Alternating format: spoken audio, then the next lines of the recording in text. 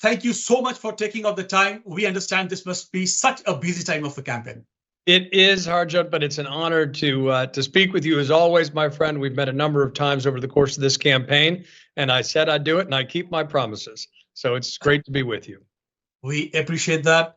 John, see, I personally and we value the institution of Congress more than anything else in the country. You know, we understand that even President is Article 2, Article 1 is Congress. When people got together and we decided that, yes, we are capable of governing ourselves, running a country. It's very important that we know the candidate that we are sending to the Congress. We know who is representing, who is fighting for us. So this is an opportunity for our viewers to getting to know you. I would, first of all, ask you to tell us in your own words, what was the reason, what was your inspiration to run for this office? Sure. Thank you, Harjot. I appreciate that. I'm not a politician. This is a time for citizens to step up, roll up their sleeves, and participate in the democratic process, because the stakes of this election are so huge for the community and the country we all love. I've been a journalist for most of the past 20 years. I was a CNN anchor and analyst. I left that position to run here in New York's 1st District. We live in Sag Harbor. And before that, I'd been editor-in-chief of the Daily Beast, and I write books, history books about Abraham Lincoln and George Washington. I've worked for Democrats and Republicans in the past. I'm a country over party guy. I was the speechwriter for the mayor of New York during the attacks of 9/11 and wrote the eulogies for the firefighters and police officers. But to me, this is a time to put principles above party. It's a time to put country above party. And at the end of the day, my wife and I, we were discussing whether we would take this step as a family, because we've got 2 small young kids. And I'm the grandson of immigrants. I love them very much. And so I was very close to the immigrant experience. And we're a nation of immigrants. But they taught me, as I think immigrant families often teach their kids and their grandkids, you don't take the blessings of America for granted. And that means when American democracy is in danger, as I believe it is now, you step up. You step up to save it. You do your part to defend it. And I didn't want to look at my kids and say I could have done more when it mattered most. And that's why I'm running for Congress. John, we'll talk about some of your policy positions during the course of this interview, but I would like my viewers to know, besides the policy positions, I think 2 things that we really need in the Congress at this time. One is decency and kindness. And we are so appreciative that you value those things. We appreciate, we thank you for that. And the other thing is bipartisanship. Yes. We understand we need our candidates to be able to work across the aisle. I must tell my viewers, you're married to a Republican, you have a Republican childhood friend, you have worked in Republican administrations, and you're running as a Democratic candidate. That's the kind of person we need who can not take extreme positions and work across the aisle. Can you say a couple of words on the importance of working with bipartisanship at this stage?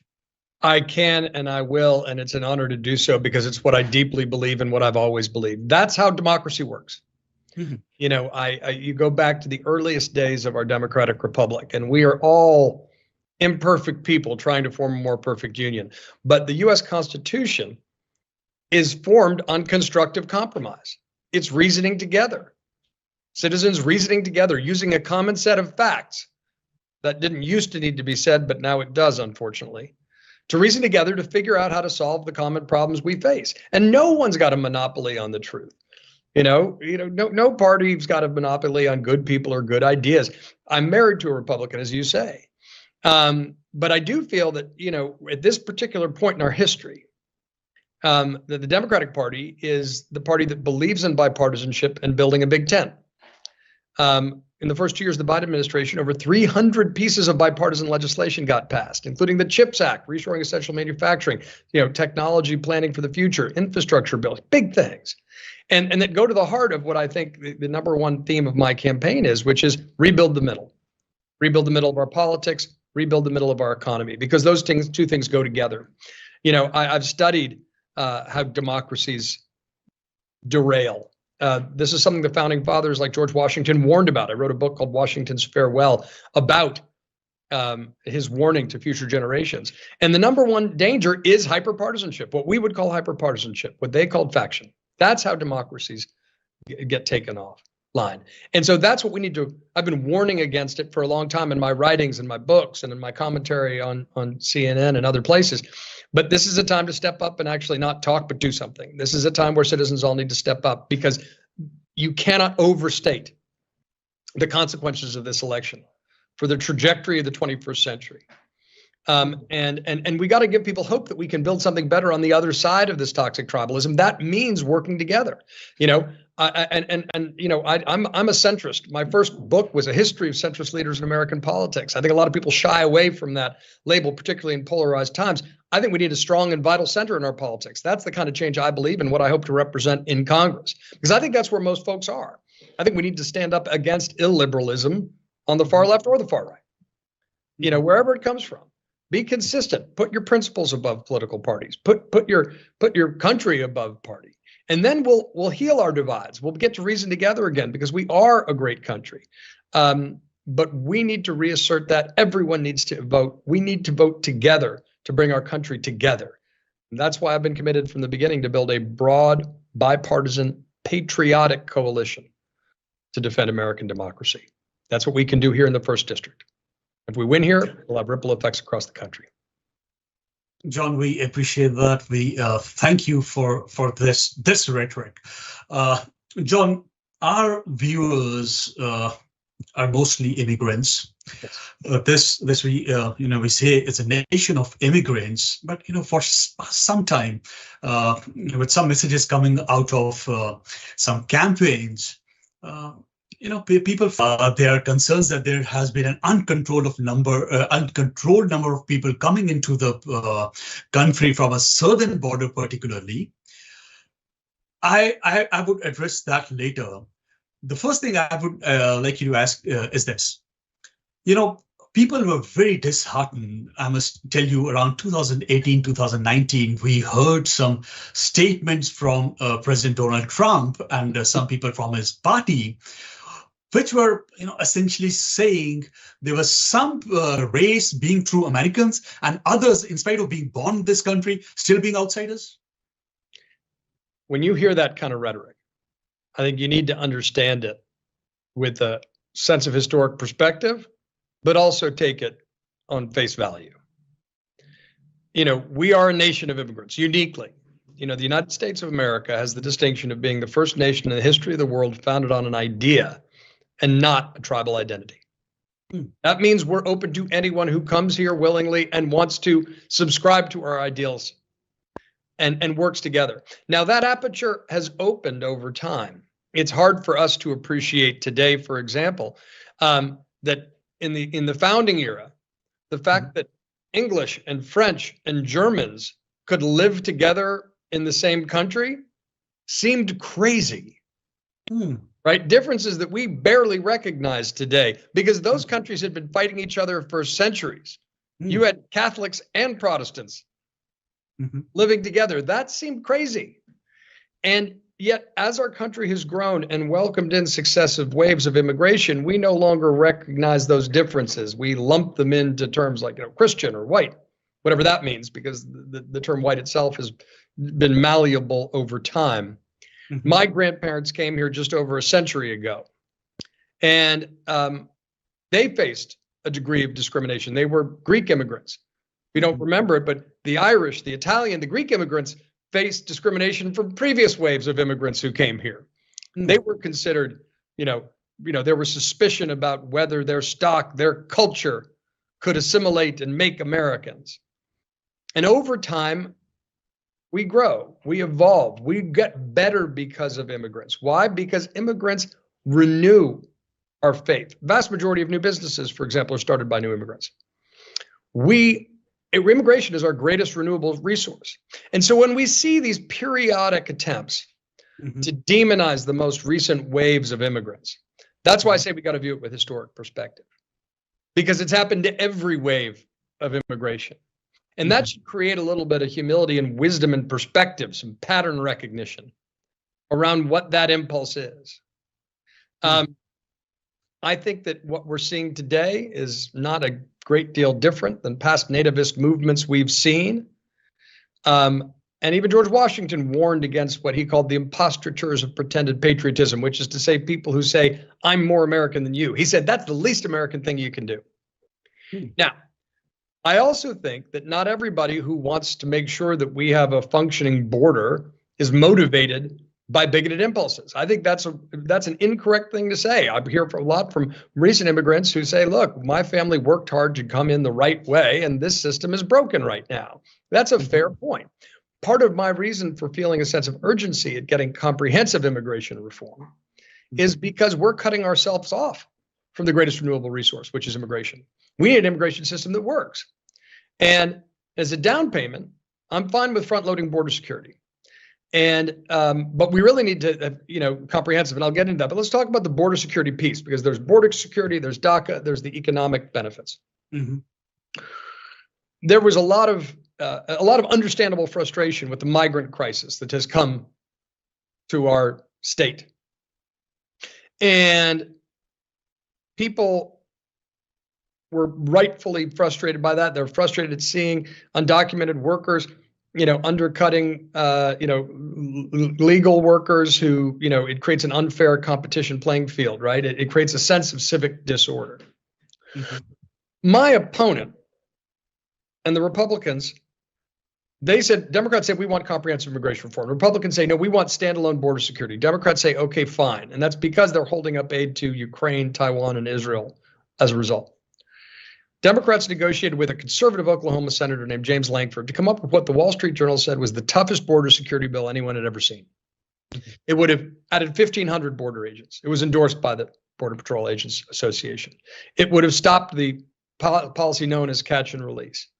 It would have hired more judges to adjudicate asylum claims, so we don't have a crazy situation where people show up at the border, say they've got asylum, and then wander around the country for 4.5 years without an ability to work, which creates a black market problem. It also, by the way, would have increased penalties and stopped the flow of fentanyl into our country and cracked down even further on human trafficking. All of things that we should be able to agree on. And they came up with a bill that was ready to pass the Senate. And then Donald Trump, who'd been raising a lot of the anger at immigrants over the course of his campaigns, he said stop. He did not want to fix the problem. He did not want to fix the problem. He wanted the problem to continue so he could use it as a political issue. And when Donald Trump pulled the plug on that legislation, and don't believe me, listen to Mitch McConnell say that's what happened. Listen to Senator Langsford say that's what happened. Donald Trump pulled the plug, and Nick LaLota, the current congressman from New York's 1st District, he took the knee. He could have stayed silent. He didn't need to take a stand, but he decided to pile on with a mock it, firing off a tweet saying, my 9-year-old could have done a better job negotiating bedtime than James Lankford did on this bill. He was trying to suck up to Donald Trump to show him that he could mock, right, get cheers from the cheap seats, right, playing Twitter troll rather than trying to solve problems that we face that are urgent. And so the bill didn't pass. I'd vote for that bill on day one. Not only that, I'd say that if folks want to fearmonger off migrants and then fundraise off those fears, benefit politically, and then refuse to fix it, I think that's a firing offense. I think it's a firing offense. And what we really need to do, of course, is have comprehensive immigration reform. Because we need border security so people have faith that the system works, but it's also less good for the economy. We need temporary workers in this country. We need H-2A visas for people who work on migrant farms. We need H-1B visas, H-2A visas. We need to make sure that we've got a functioning immigration system. I'll tell you, go even a step further. Every single foreign student who comes to the United States to get educated and gets a PhD should come with a green card stamped to that diploma. We want to keep that talent in the country, not educate and kick them out. That's crazy. And so that's what comprehensive immigration can do. And then also provide a pathway to citizenship for the dreamers who've been languishing in limbo for far too long. That's the win-win. That's what we need to work towards. That's what we need to get done. because we need to stop demonizing migrants and stop demonizing immigration, because we're cutting ourselves off from our greatest renewable resource. And I honor you and your community for pursuing your American dream and any understanding of American history and how it works and the different waves of immigration. And my grandparents were part of a wave just a little while back. And they shut down immigration in the 1920s, shortly after they got here for a time. Mm-hmm. Let's have some kindness, compassion, common sense. Let's learn from our history. Let's address people's rightful concerns, but stop demonizing migrants and immigrants. We need more legal immigration in this country. We need less illegal immigration. That shouldn't be controversial. That's one example of how you solve a problem that ultimately brings people together. That's what I commit to doing. There's one thing, as you said, there are a lot of people who feel that uncontrolled number of people coming into the country is not necessarily inspired by bigotry or racism, but we just don't understand the need to demonize those people, calling them rapists and killers and cat eaters and dogs eaters. I want to make a distinction. I want to make an important distinction here, Arjun. Yes. Because I think we get into trouble as a country, as a species, as human beings, when we engage in group blame. I deeply believe this. Most of the evils in the world have occurred when people are seen primarily as a member of a group rather than the individual that they are. I deeply believe that. Most of the evils in the world occur when human beings are judged as a member of a group rather than as an individual. I'm trying to make sure that I understand the righteous frustration some folks have with a broken system, and I'm not willing to call all of them bigots. But when you look at the rhetoric that you just referred to, what we saw in Springfield, Ohio, fun fact, my mother was born in Springfield, Ohio. Her immigrant father was serving in the Second World War. There was an air base there. And we know now that the Trump and Vance campaign told the candidates that these were not illegal migrants. They were here legally to do work. The mayor says, and the company owners say they're doing good work. They knew that this story wasn't true. And they told a story that was a lie intentionally. Why? To inflame and divide. And that draws on not the better angels of our nature, as Abraham Lincoln once said, but the darkest angels of our nature, if you will. So that kind of rhetoric, there's no other explanation. That is designed to divide. That is designed to demonize. That is totally unacceptable, and I don't make excuses for that one bit. John, there are few other fundamental things that we would like to talk about today. We are so blessed to have not just a candidate, but a historian and a philosopher who I believe understands America so well. And we need to perpetuate that great American spirit, and that's what needs to be spread around. John, we say, we believe that we are at an inflection point, in this country's history, not just socially, but economically also. There are policies on both sides. Some are trying to expand the government too much, and there is a genuine, we call it conservative pushback against it. Some might not be genuine, but there might be some genuine questioning as a conservative would think. Somebody believing in those Jeffersonian principles, and there are people, they're expanding after what Woodrow Wilson did and FDR did, and these are different understandings. They all might have the common good of the American people in their minds, but country is being driven in particular ways. We want to understand from you. We want to know, where does our congressman stand? Where do you understand is this economic debate going? I'm sort of about economic philosophy, if you will, or just Yes. overall the American? I would say the intervention of the government. We are seeing a lot of change now. 30 years back, we were talking about GATT. We were talking about removal of all tariffs. Now everyone is talking about tariffs. President Biden has put tariffs on Chinese cars. President Trump wants to put tariffs on everything. I think the whole economy, as we understand, few years back, is changing. I think. Well, look. I mean, yes. This is this is why we engage in civic debates. We advance ideas. Sometimes they seem like outliers, then they come back. It's another reason why it's important to study history, because you can see how things worked.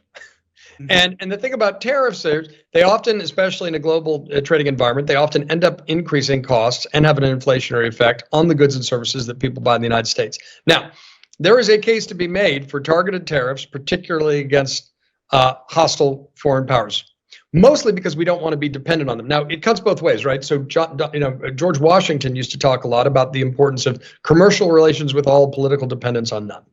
And if trade is good, trade helps stop wars. But it's really important. The United States, and in any country, I would argue, but especially the United States, has its ability to have essential manufacturing at home, right? Essential manufacturing. We saw this problem during COVID, right? We couldn't produce the PPE that we depended upon. This was what the CHIPS Act was designed to anticipate. If, God forbid, China tries to take Taiwan, which I don't believe it should or ultimately could, obviously, the world economy and the U.S. domestic economy would be decimated because we are disproportionately dependent upon chips made in Taiwan right now. So what do? You say, okay, we're going to pass a bipartisan bill to come up with the strategy to make sure we're reshoring essential manufacturing, including the semiconductor chips, because we're anticipating that problem. That's actually a really good example of government working. I think at the end of the day, I can draw on inspiration. If you want to understand me, really read my book, Washington's Farewell. Read my book, Lincoln and the Fight for Peace. Read my first book, was a history of centrists in American politics, centrist leaders, and how some succeed and some fail. But I think, I am a big believer in the vital center. What does that mean? What it means is it's not a mushy middle position between two extremes. It means focusing on consistent application of liberal democracy, liberal values, standing up to illiberalism, whether it comes from the far right or the far left. It means focusing on where we can find common ground. It means not putting your partisan blinders on when you're trying to solve problems. It means having an evidence, fact-based conversation, focusing on common ground to pursue the common good. And that's not too much to ask. I think the government, sets up I think the proper role of government, Abraham Lincoln said, is to do for individuals and communities what they can't do so well for themselves. For myself, it means that the proper role of government is to create a secure framework within which people are able to live their lives to the best of their ability. And so that means that, public safety is an important role of government. Secure borders, an important role of government. Making sure we have a rules and law-based society is an important role of government. Making sure the streets are clean and that people are safe and that we're anticipating large-scale problems, like climate change, that are slow-moving problems, and that as a species, we're not particularly well suited to help. It means that we don't put party over country. We put country over party.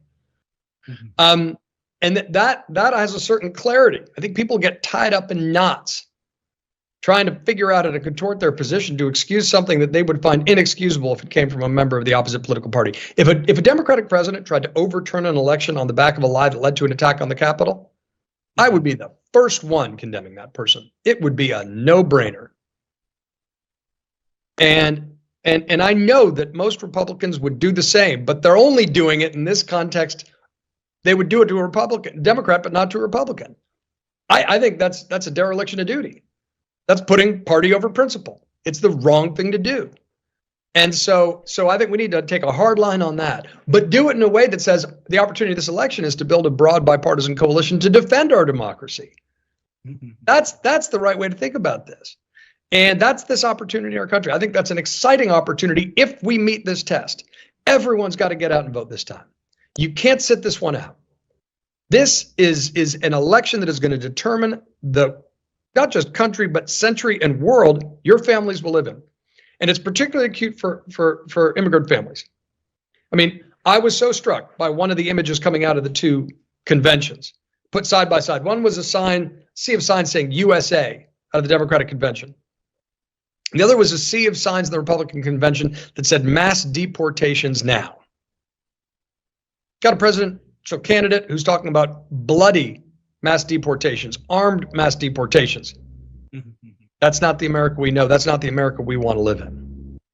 Yeah, no, John, I'm so glad you say this, and that's why, we keep trying to tell our viewers how important this election is, and I believe that everyone understands how important this election is. But John, now I'll come to some local issues because all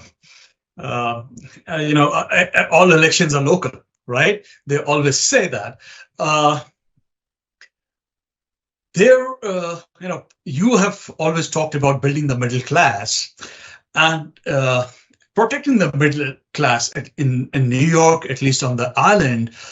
People are losing their kids to other states. Yes. Because the kids, despite their good education, despite their good jobs, are not being able to afford new houses here. So they're moving to other states to buy those houses. Yes. Are you going to do anything about those SALT deductions that our people enjoy? 100%. That is the number one economic action we need to take to rebuild the middle of our economy. Mm-hmm. Donald Trump and the Republicans raised our taxes by taking away the state and local tax deduction that had been in place for a century. And it's an issue of fairness because we in New York give more to the federal government than we get back. Red states, quote unquote, tend to get more than they give. That is most of the Democratic states, right? Most of the blue states. Yeah.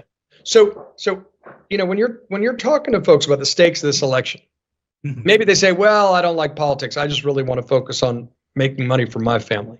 Okay. Mm-hmm. Maybe they say, I voted Republican in the past because I think they're better on this or that. Tell them this is the most consequential election for their wallet, their family budget we will ever have. Why? Because Republicans have already said, this is Nick Lota can talk about as much as he wants. They've already told him to pound sand. Nick Lota can't get state and local tax deduction restored because his party took it away and his party doesn't want to restore it because they think red states benefit and blue states get hurt when that state and local tax deduction gets taken away. Democrats, on the other hand, from Chuck Schumer to Hakeem Jeffries on down, and my commitment to you is that we will restore that state and local tax deduction. We will restore the state and local tax deduction that Trump and the Republicans took away. And that is an average of $10,000 back in your family's pocket every year. Mm-hmm. Now add to that expanding the child tax credit, which we did for 1 year during the pandemic and cut childhood poverty in half. We cut childhood poverty in half when we let it lapse. If you add those things together, that's $6,600 a year for families with small children. And the goal isn't to create permanent handouts and dependency. It's to give people a hand up at a time when they're economically squeezed. And you and I know both that the hardest time is when you've got young kids. It's a lot of new costs, a lot of new expenses, and you need a little bit of a boost. And Kamala Harris has proposed getting a $25,000 first-time homeowner loan. It's about whether you think about the economy, about building it out from the middle up, or it's trickled down from the top down. And I think we all know the frustration folks feel in the middle is that the system works great for billionaires and big businesses, but not so much for small businesses and folks in the middle class and working their way into the middle class. So state and local tax deduction is basic. It's fundamental. Vote Democrat if you want that money back in your pocket that Republicans took away, because Republicans get elected, it is gone for good. John, we are talking about some very fundamental changes in the economic and immigration fields, something which is, again, very, very fundamental, particularly in light of some Supreme Court decisions that, came in the past years in this country. Something which was, good law for 50 years. I'm talking about abortion rights, the Roe v. Wade, though Democrats failed to, codify Roe v. Wade, and we all suffered the consequences. What would you, as a congressman, do to protect the rights and liberties of Americans, because after those decisions, we just don't see a threat to abortion. We see a threat to other individual liberties. Same-sex marriage. It could go anywhere. It absolutely could, and that's part of the issue with contraception. They're coming after contraception, IVF, tracking women. Mm-hmm. This is an issue of freedom. Mm-hmm. This is an issue of self-determination. Mm-hmm. I respect that people have deeply held views on this. I really do. And people's opinions should and must be reflecting their faith and the culture they come from. I just don't think they have a right to impose those views on anyone else. Mm. I believe the decision should have an abortion should be between a woman, her doctor, and her God, not the government. Mm. And yes, I said God, because that's part of the calculation in place for individuals. What we're seeing is an assault on freedom. My daughter has fewer rights than my mother. This was the result of decades of ideological power grabbing by folks on the far right. And 3 members of the Supreme Court took an oath to God and in front of the Senate and to all the American people and said, this was settled law. This was settled law. And then the first chance they had, they threw the whole thing out. A 50-year precedent. And as you say, now it's unleashed the whirlwind, right? Margaret Atwood is looking like a prophet. They're coming after contraception. They're coming after IVF. Some of them say, oh, we're not coming after IVF, but then Republicans block legislation to protect IVF in the Senate. Mm-hmm. So this is fundamental. My opponent, Nick LaLota, your current congressman in New York's 1st District, he cheered the overturning of Roe v. Wade. He celebrated it. He said it was, quote, a step in the right direction. He has said he wants to repeal New York's own abortion laws. I think that is far too far right for our district. 75% of folks here, including a majority of Republicans, believe that this is not the government's decision. And now, of course, he's scared politically, so he's trying to scrub his website, make it sound like he doesn't support any of these things. A vote for Nick LaLota is a vote for Donald Trump, is a vote for Mike Johnson, who wants a national abortion ban. This is the truth. And we've seen how divisive this is. We've seen how they're not trying to stop. And it's totally out of step with the vast majority of Americans' opinions on the subject. And we've seen where there are women dying. This is an issue of maternal mortality. And so I go back to first principles: liberty, equality, self-determination. Kamala Harris, when she was senator, asked Brett Kavanaugh when he was being interviewed for the hearings for a Supreme Court justice appointment, can you think of any laws that we place on men to what they can do with their bodies? Mm-hmm. And he said, no, I can't. What a great question. What a great question we don't think about. Mm-hmm. And this is an economic issue. This is a health issue. This is about health. This is about government mandated pregnancies. How would that work exactly? We've seen how it works in some places. Doctors are afraid to do medically necessary procedures, and in some cases, women die. So, where's the decency? Where's the respect for difference? Where's the focus on freedom and the respect for self-determination on a fundamental level? This is personal for a lot of folks, and it should be, because the freedom was taken away by a bunch of right-wing politicians doing a power grab.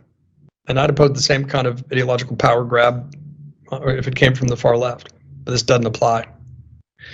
We're not as divided as our politics makes us think we are.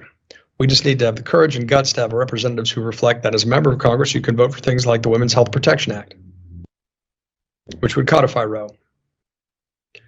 And don't get distracted about some of these BS arguments, because this is really just about, should a woman, a child in some cases, be forced to carry the child of her rapist?